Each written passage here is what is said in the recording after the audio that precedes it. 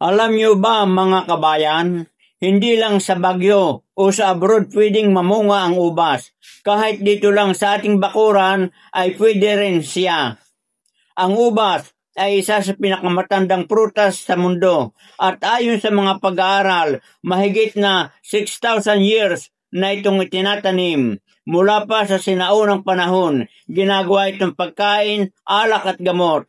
Pero alam nyo ba, ang sekreto para mamunga ng maganda, kailangan lang ito ng madaming sikat ng araw, matibay na tukod, trails at regular na dilig. Ang ubas ay rich sa antioxidant tulad ng resveratrol na nakatutulong sa puso, nagpapabagal ng pagtanda at pampalakas ng immune system.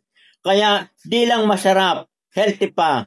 At bago ko magtapos mga kabayan ay shoutout sa lahat ng sumusubaybay sa aking channel at sa patuloy pa ring nanonood.